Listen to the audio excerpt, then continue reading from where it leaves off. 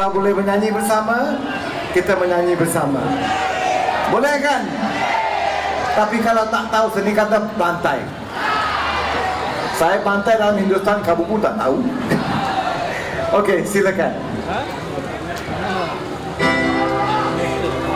Ingin bersua dengan indah yang ku puja, di mana, bagaimana, dan bila, oh cintaku, oh cinta, ingin bersua dengan indah yang ku puja.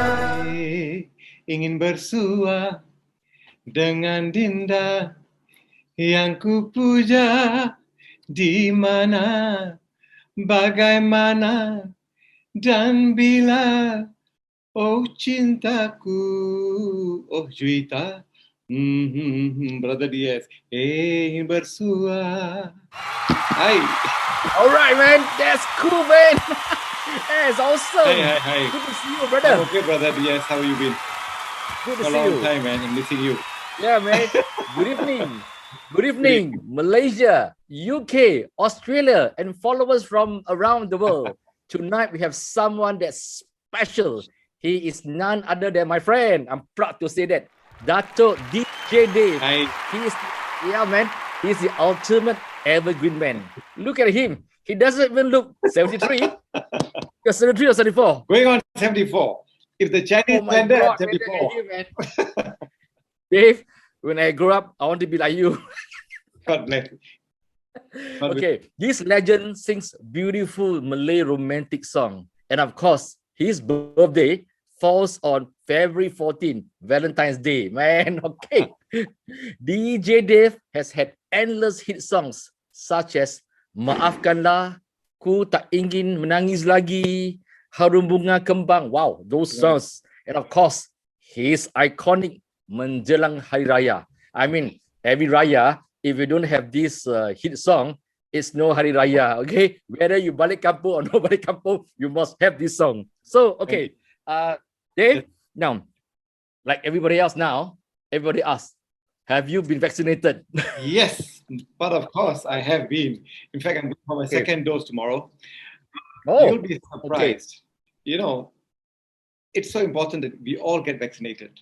You know, if all get vaccinated, we're going to create this herd immunity very, very soon. And we need to achieve the herd immunity in our country. So I have, in fact, when the other day, when I went to the center, I saw all these people and they all were so happy. I mean, of course, they made me sing a lot of, you know, some of the lines of my favorite Hari Raya song. And it was the Hari Raya season. And I, of course, as a good gesture, why not? I want to make them happy. The frontliners are working so hard. So I said, why not? And the doctors came out and said, Dave, can you do us this? I said, no problem. I will do it for you. And in other words, I was just trying to tell people, hey, look here, if I've been vaccinated, so must you. You must be vaccinated too. So yes, I'm very much into vaccination. Don't worry about the brand.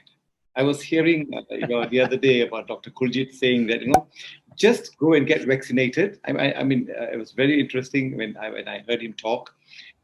Regardless of whatever the vaccine comes from, China, Malaysia, India, whatever, or US or whatever, just take the vaccination. Protect yourself.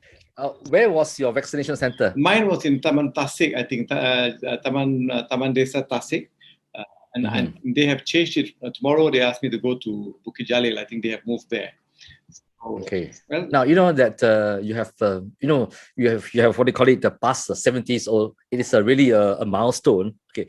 I know a lot of people have asked you this question before, but because now we are all locked down, we got nowhere to go, and many of us cannot even go out and play games. Okay, we can walk around the neighborhood, but we cannot play games. Of course, in some ways that our form of exercise will be quite limited. Now, how do you keep yourself fit? Okay, please share with us.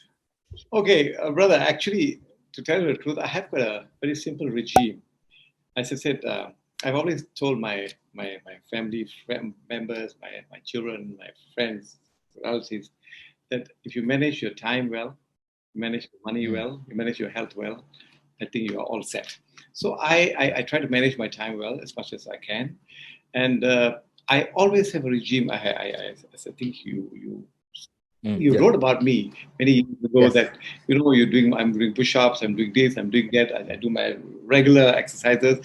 I do sit-ups. I do it every day without fail. And I feel that, yes, that's a regime which I want to keep on going. As I said, tomorrow we do not know what's going to happen. But when the life is ticking, actually, our life is ticking. Every day it's passing. What is gone yesterday is never going to come back again. But we don't know what's future. But we try ourselves. I mean, with the grace of God, if you try to keep yourself healthy, and you will be probably okay. But if the God says, time's up, Dave, time to go, you go. But you go happy, you go healthy, instead of I've always said I don't want to give a burden to anybody else. I always pray, So I think it's a regime, brother. I have this regime and I've never given up, never given up. Dave, you live really a regimented discipline when it comes to food intake and exercise. You do 50 push-ups every morning. You don't take cold drinks. You eat a lot of vegetables and fruits. Yeah. But seriously, do you actually still take chapati? I love chapati. I have chapati every night. I cut down my rice. When you grow older, you tend to put on a tummy, you put on weight. Yes. But I have maintained my weight so far, so good. I have been between 67 to 70. I have always maintained that weight, that range. And in fact, I'm on the lowest weight today.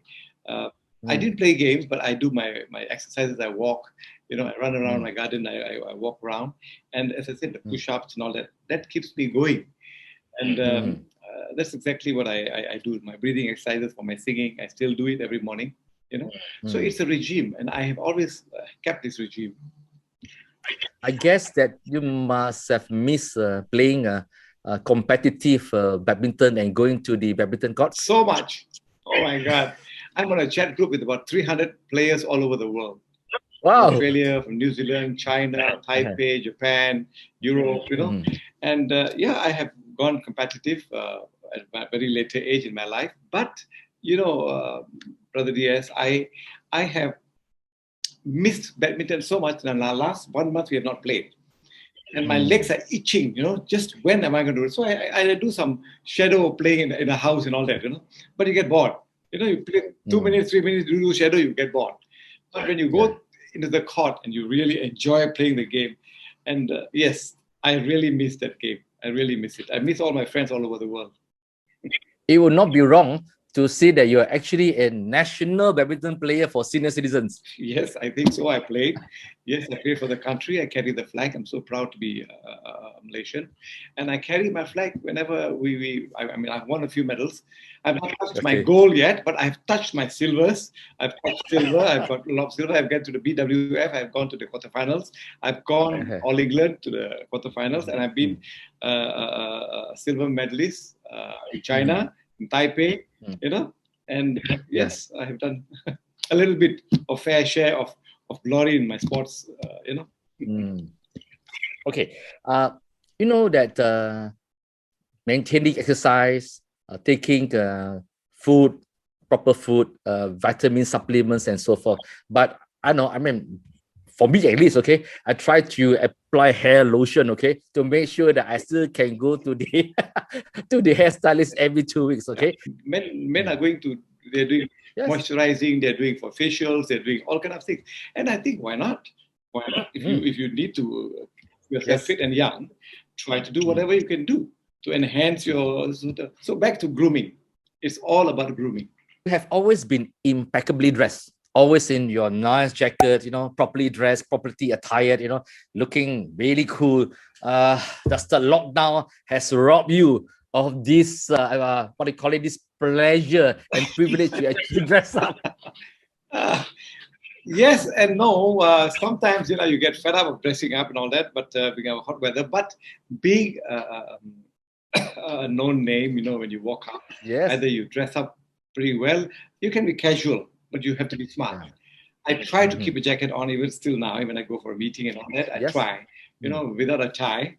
But if it's really going to be an official meeting, And yes, of course, you wear full tie. I mean, I used to use three-piece those days, 20, 30 years ago. Then I said, what the hell? It's getting warmer now. I think better take off. So I took out the vest and I gone back to two-piece. So, but yes, when you go as a dressed person, your confidence level builds up. And then you respect the person whom you're going to meet. Whether he's going to be a minister, he's going to be a friend, he's going to be a CEO like yourself in the Star and all that. When I come to see you those days, I always was dressed because, I'm meeting a big man. So at the end of the day, by dressing up, it's not that you are looking after yourself, you are looking after the other person's reputation as well. You can't shabbily dress and just walk into somebody else's office. You can be casual. Now, this is casual. These are very casual. But yet, there are times when you be casual. There are times when you dress up. So I have my dress codes. Yeah. I think dressing up is a pleasure. Those of us who have been to Paris would see that a lot of senior citizens, they always make sure that they are properly dressed up and not shabbily dressed. And I think that it speaks a lot for the respect for themselves and respect for people. I think it's really great. For the other people, you should respect the other people.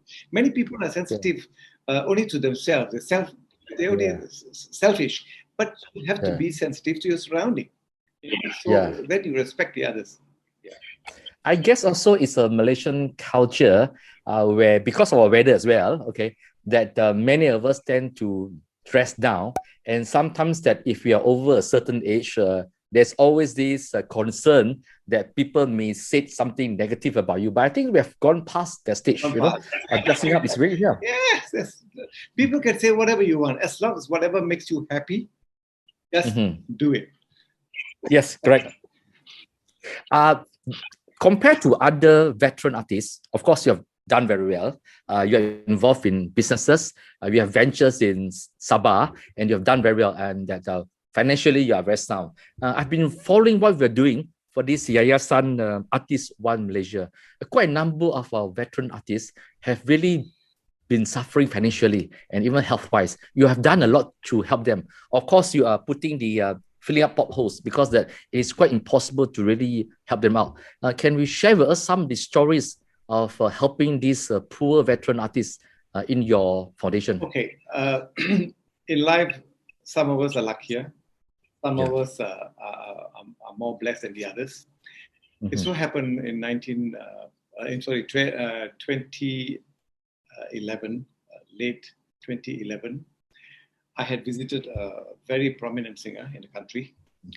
And he actually was a dato.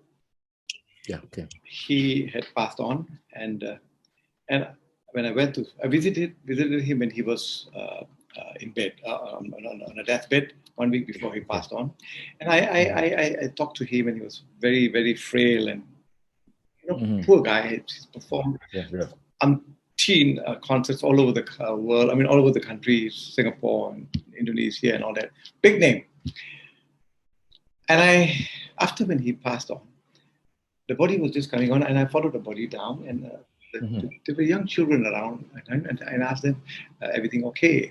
And this child, these two children in their teens, I think 13 and 17 or 15, they said, Uncle, sorry, we don't have anybody, we don't have any money for the funeral. I said, what? You have older brothers and blah, blah, blah. Oh, yeah, they came and then they're gone. I don't think so they're going to come back again. And, that actually touched me so bad that I that night when I came back after his funeral and all that, I took out whatever money I had, I gave it to that small children, and then of course whatever arrangements were made for the funeral, all done. I couldn't sleep. I went back to the office the next day. I was in Bangsa, and I called my people around me. I said, hey, I want to do a concert. You remember that concert? You wrote about it, I remember. Sana Budaya. I said, I want to do a concert to create an awareness that there are artists who have actually done so much of nation building in our country, who have been not recognized in our country. I want to set up a foundation for them. And I want to do a concert for 4 nights, non-stop in Istana Budaya. He said, it's a mammoth job. I said, yes, I want to take the challenge. Let's do it. And I tell you, I really went all out. I practiced for about 4 or 5 months non-stop with the full orchestra. I mean, with the songs, all kind of songs, my whole repertoire. I took out all my clothes, which I still have in this little home gallery I have, and all my bell bottoms, my belts, my shoes. So what I did, I wanted to do something with a difference. When I performed my 70s songs, I had footages from RTM and TV3. And what clothes I used then, I used it live here, and I was using the same clothes performing in front of all of them. To all So I raised money for about 4 days, and I raised quite a lot of money. Yes, a lot of big companies sponsored me, people like Asia, Marsing Group, all my corporate friends, Benapuri, and a lot of good friends of mine. They donated. And of course, there were some VVIPs who have also come to my concerts. And what happened? I raised the money. Yes, I was still short. Whatever there was a shortage. I dumped my own money and I set up this yayasan, especially for people who are artists who actually needed help. That's how I started this yayasan, which today is called YCAT instead of Yayasan Artis Satu Malaysia. When the government was changed, they want me to change the name. Say fine. It was called YCAT, Yayasan Kebajikan Artis Tanah Air. Today it's called YCAT. So what happened after that day when I performed and I got this money, I set up the yayasan, and then the government came in and funded more for whatever my money I put in. They funded more, and we went on and on. Till today, we are in existence for about 9 years. 2012, when I did the concert, June, and now it's 2021. 9 years, we have helped about 1,500 artists, irregardless of race, religion, or creed. And my deputy is Dr. M. Nasir, Dr. Yusuf Aklam is there on my board. I have Dr. Nancy Fu, I have Kanaga. I look after all races, irregardless of race, religion, as I said. Yes. So even Sabah and Sarawak we have helped. So touch wood, until now, we are still helping. I'm just about to help another 12 artists, especially now. MCOs, some people have got no rations in the house. So we are sending out money and, sending out rations to their houses for them to survive during this pandemic. It must be tougher for the artists, for veteran artists, because that they were so high up, they had a glamorous life, they were public figures, they were celebrities, and then suddenly they are down, down to really being penniless. Some of them are even holding titles. It must be really tough for these people. How do they cope with this kind of situation? If you're an ordinary person with, who is penniless, is one thing, but to be a known person and people will look at you quite differently. The heroes and the idols that they worship is suddenly like that. Psychologically, it's also a problem. How do this yayasan help them on this situation? Well, as I said, I try to speak to them as much as I can. I talk to them and find out how they are. In fact, today, one 82-year-old lady, she was an actress. She's called me. They like to talk to me sometimes. Somebody will call me out of the blues. Sometimes they'll message me and say, we are so and so, blah, blah, blah. And you know what? Sometimes by talking to them, giving them 500 ringgit, 1,000 ringgit or some ration is no big deal. Money everybody can give. It's the recognition. It's the recognition. Yes. You give them the recognition. You make them feel, hey, you have been a superstar. You have been there. You have been there. Some have passed on already. Some top singers have passed on along the way. Yes, I was there for them when they were on the deathbed in the hospitals. But nevertheless, we as trustees, we try as much as possible. That's why I have Dr. Nash as well, who also looks after musicians. Okay, pop musicians. There are like M. Nasir, he knows the artists, singers, and young and old. Like Dr. Yusuf Haslam, he looks after actors and actresses. So we try as much as possible to give everybody help wherever they deserve. And I have about 8 people who are on my pension now. I've give them pension every month, 500 ringgit. They're really down and out. Okay. That has been happening for the last 2-3 years now. For younger artists who eventually become veterans, are there any kind of financial planning guidance, to teach them how to save your money, that your money that you keep will eventually lose its value in 10 years time, okay? And that how do you teach them to invest cleverly or to keep your money cleverly? Because sometimes, this is from my, my little knowledge of artists, because of the need to keep up the image, the need to be seen as a successful celebrity, there's sometimes this inability to control the budget. And once they leave, they run out of money. How do you teach the young ones that's coming up, don't make this mistake, save your money? Is there any kind of courses for these young artists? I tried some seminars. I even tried, I'm a badminton player, being a sportsman. We all have aches and knee problems. Sure. I have called orthopedic surgeons who are friends of mine to come and give some seminars. You invite 30 people, only 4 will turn up. Then I call some financial institutions, top bankers to come, give them a talk how to manage their money, how to plan their financial, status in their lives. They don't come. They don't come. So I tried. So even I have insurance for artists, especially during death. Every expense of the funeral will be taken care of. Again, if it's a non-Muslim, we have also worked with somebody, a non-Muslim way of funeral. We'll pay for them to go and look after them. But for 100 ringgit per year, you get a benefit of about 6,000, and then if you have an accident on the spot, the next of kin will get 10,000. They don't want to contribute. So what I do when I donate to them, I deduct 100 ringgit for their insurance. But how many can you deduct? How many people have you given? But there are thousands of artists there, thousands of musicians in the country today. But they still, 100 ringgit is big deal for them. It's an insurance. You never know what's going to happen to us tomorrow. Right. Today I'm almost 74. I can't even have an insurance card because after 70 they stop giving an insurance card. So what do you do? Well, either you don't have money or you go to the government hospital and get admitted. Like it's a joke. I call all my friends in the emergency department, the heads of departments whom I happen to know. Hey brother, okay, I got no more insurance. I'm going to come to your hospital. No more money. But that's what we never know. Anything can happen to anybody. But we have to plan. I think we have to plan. And touch wood, I have tried my best, as I said, tried my best to maintain a lifestyle which is not extravagant, but I try to live according to my means. And I have lived always according to my means.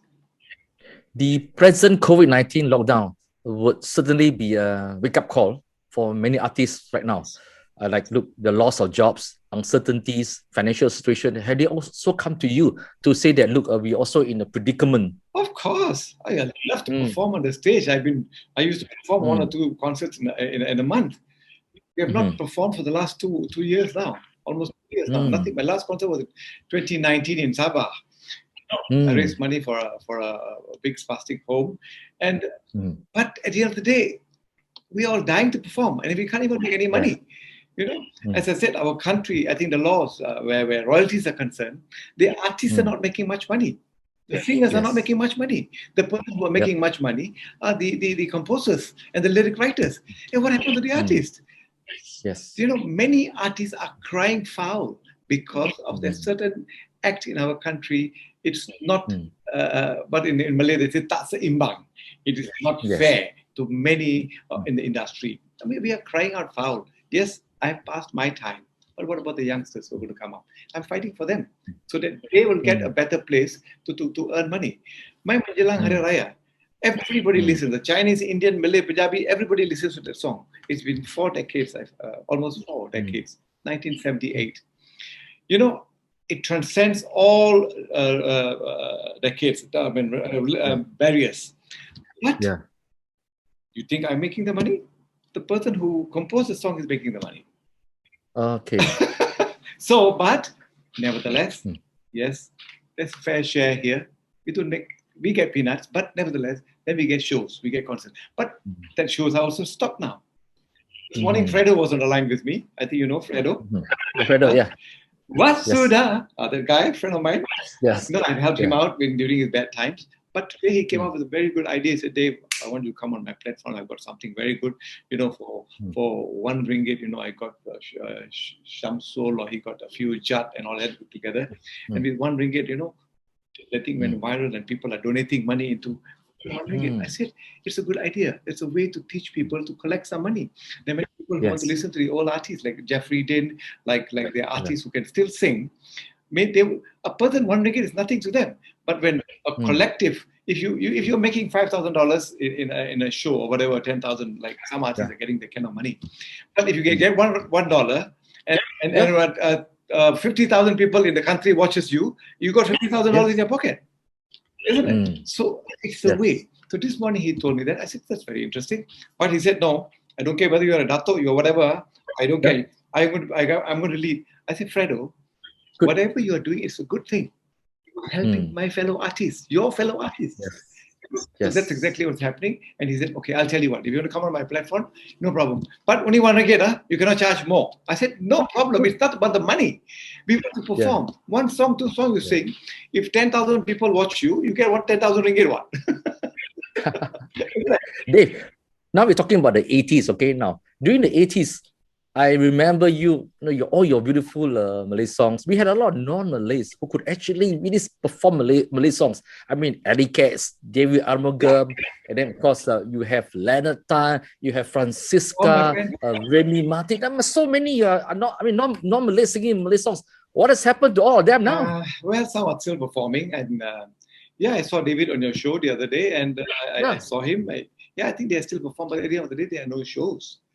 No, sorry. My question is actually, why are non-Malays not singing Malay songs anymore? Oh, today?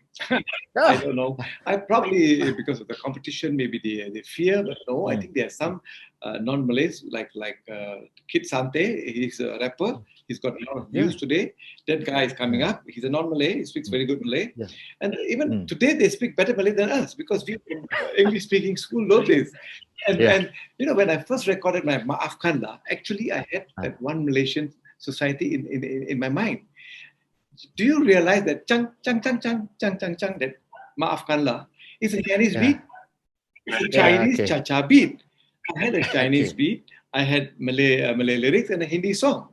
So actually I had every race in my mind because we have lived like that. I think our school days, how we live together in harmony, which along the way, we're almost losing it, but we are still there. Hopefully, we can put it back and remain intact. But as I said, there are many, many non-Malay singers who are there, who are singing. Maybe there are so many singers today, and the competition is very, very tough today, maybe. And many people have gone to social media.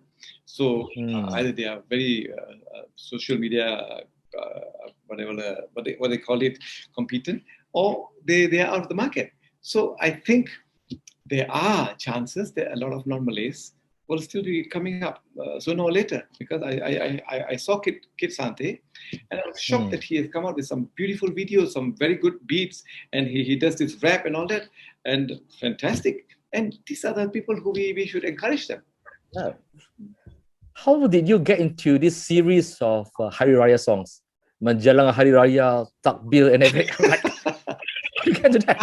I don't know. It so happened. I actually have sung a lot of Hari Raya songs. I've got Swara Takbir. I've got a few songs for the people who have passed on. I have songs during Hari Raya time. I've got Hari Raya song where I got the soldiers involved. But Menjelang Hari Raya was the biggest hit, and somehow or other, EMI. At that time, I was recording for them, and they said, Dave, I think this song will suit your voice. I think you dance, you do this, you do that. I said, well, I can try. Menjelang Hari Raya, berakhirnya puasa, bergema takbir senja, menyambut Syawal tiba, suasana riang-riang terlihat sini sana. And that became a major hit till today. What would you consider the song which make a difference to your career? I have a lot of hit songs. I mean, this is my personal choice. I have got one song that again talks about if you are happy, I'm happy. Okay. Whatever time that has passed is never going to come back again. After this show, listen to it. Masa yang lepas tak akan balik. Whatever is past, it is never going to come back. So it's kau bahagia, ku bahagia. When you make people happy, naturally happiness will come back to you. I think when people are sad around you, you feel down. You feel, you feel pitiful. You feel. But when people are happy, you're happy. The days when you're happy and gay, you're happy and joyful, the time flies. Phew. But the day when you feel miserable, why? Because your time is not moving. You're miserable. That's why the time moves slow. So I think happiness again. Back to happiness. I always say happiness is how you create happiness around you to get happiness for yourself. If you make other people happy, how can happiness come to you? And to carry the burden of being unhappy, that's terrible. Very, very bad. Yeah. Ingin Bersua, of course, is my favorite. Okay, all-time favorite. Now, you introduced the genre of Hindustan beat into Malay songs, which actually was so well received. I've always been puzzled, okay? If I'm an Indian, okay, speaking Hindi in Bombay, I'm wondering, this Sikh guy, okay, singing Hindustan song in Malay, to your knowledge, what was their reaction then? Well, the reaction was, I'm surprised that I became known, of course. Ingin Bersua was my second hit. First one was in Maafkanlah.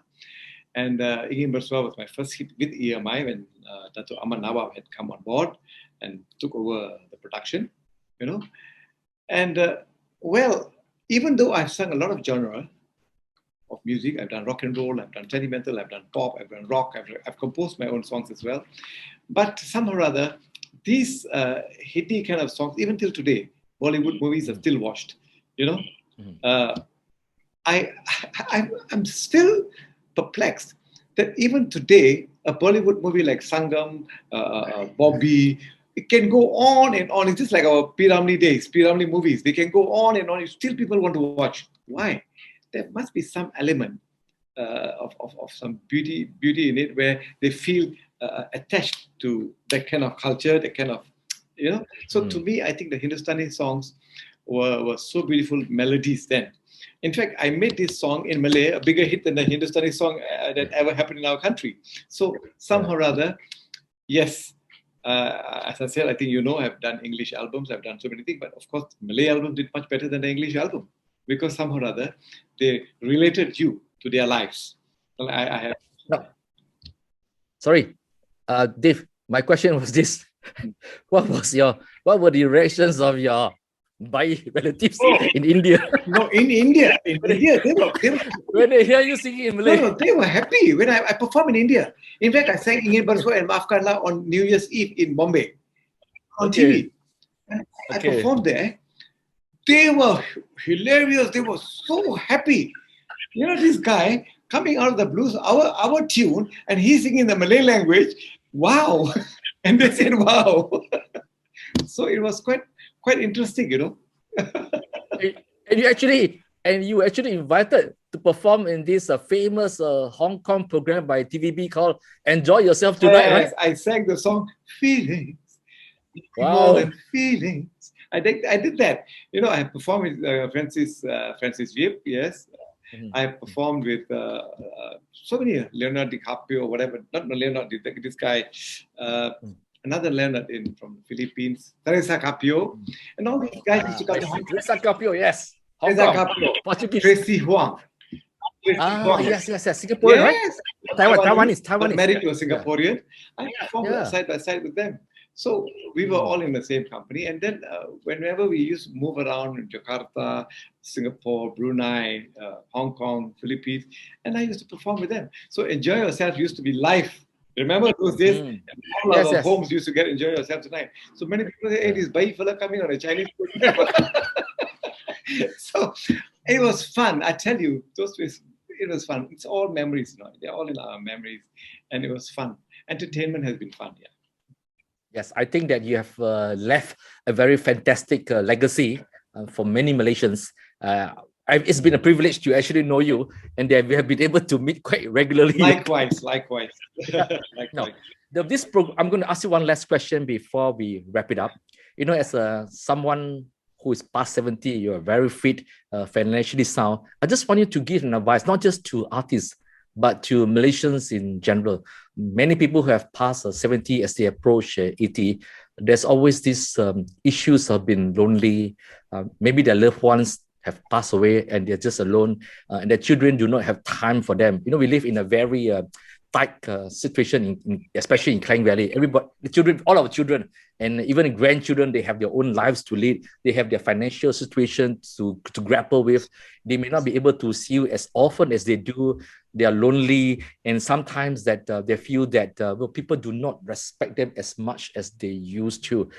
For people who are 70s and even below, we grapple with the issues of trying to how to operate the computer, how to operate even the mobile phone, and your children sometimes do not have the patience to teach you. It can be pretty lonely. These are issues many senior citizens do not share. They just keep quiet. What is your advice to these people? Okay. I had a father who was very, very close to me. The virtues or whatever I have today, I must thank him for teaching me whatever he has taught me about life. He has taught me, Dave, he said, if you want to do something, you do something good. If not, just walk away. If you don't want to do something good, just walk away. But if you want to do something, you must do something good. Do not bring any trouble to somebody.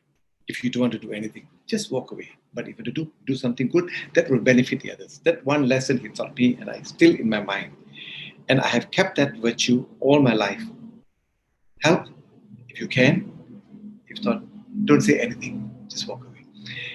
I always tell people, you don't laugh at people. Don't laugh at your parents. One day you're going to grow old. You laugh with them. Don't laugh at them, but you laugh with them. There's two different scenarios. And many people always want to take from your parents. Oh yeah, my father can support me. My father this, my father that. It's time to give back. This is the age, their twilight zone, their twilight days. We must always remember, without them, you will not what you are. You will not be what you are today. Don't think so. You're never going to grow old then, because whatever goes around will come around. These are the people we must respect them. My father was 93 until the last day. I gave him everything I could, whatever I could do for him to keep him as comfortable as possible. And I advise my children, yeah, you can have all the money in the world. You can have all. You need love. You need love and happiness. When you give love and happiness and your parents are happy, who else do you have to make happy? Who else? Automatically, when you see your loved ones are happy around you, you find your happiness will just come around, trickling around you. Happiness will just come in. So I always tell people, please do not forget your parents. Yes, today, Hari Raya, people can't go back. Chinese New Year, people can't go back. But they're only a phone call away. Call them. I used to call my father every night without fail, wherever I am. Wherever I am in the world. I'm playing badminton here in the UK, I'm playing badminton in Sweden, I'm playing badminton in China. I'll speak to him once a day, minimum, And I'm blessed that I had a chance to look after him. I had a chance to give him the best that I could, because he couldn't afford things which during his time, but he gave me the basics. But he gave me basics, little education. I had education. He gave me clothes. He gave me. My mother used to put some bread in a handkerchief and tie up some babu bread, babu roti, and give it to me. But these are, I think, virtues which I have thought. And it's not money. Money is not everything in the world. Health is wealth. Wealth is never going to be health. So I always tell my children, even till today, as a children, live to your means. Live within your means. Do not live above your means. You get $10,000, $15,000. Don't spend $20,000 on your credit card, because that is going to be deficit and you're going to pay 18% down the road. So remember, always look after your loved ones, your parents. Yes, we have wives, we have girlfriends, we have children, we have grandchildren. I have beautiful 5 grandchildren, and 2 grandchildren come and visit me off and on. Which now, pandemic, I told them stay away for a while. I talk to them on the phone. But I have 3 in US with my oldest son. But I always tell them this: never give up on your parents. I don't want your money. Maybe today I don't need your money, but one day maybe I will need your money. Maybe one day I may need you to give me something which I may not have. I don't know. That's God's wish to know. But up to now, you have got education, you have values which we have taught you. Just remain there. Look after yourselves, look after your spouses, look after your children, but don't forget your parents. Without your parents, you are nobody. And most important, friends that you can rely on. Friends, definitely. I have friends, my classmates for 50 over years till today. Brother, till today, we have not met for the last 2 years because of pandemic. I think you have also read about it. Song Kawan Setia. Sukanya mencari kawan yang setia. That song was done for them. And I meet them. I used to meet them. I call them every other day. We are on a chat group. And friends, sometimes families are busy, their children are busy with their spouses, and you may be busy, but your friends will always be there. Friend in need is a friend indeed. You talk to them, it makes you so happy. So DJ Dave, we will meet up soon, okay? Ingin bersua. We akan bersua soon. Take care, brother. And thank you, DJ Dave. You're looking good yourself. Keep it up. And keep up the good work, whatever you have done. You have done so much. I've read so much of your journalism in your lifetime, brother. But as I said, always be positive. Let's not be negative. Do not bring people down. Always remember, don't bring people down. Right. And Thank you. Thank you, Malaysia. Thank you, followers around the world. Please like, share, follow RealChunWai, and of course, Dato' DJ Dave on social media. Thank you. Good night, everybody. Cheers. Stay safe. Stay safe. Bye-bye. Take care.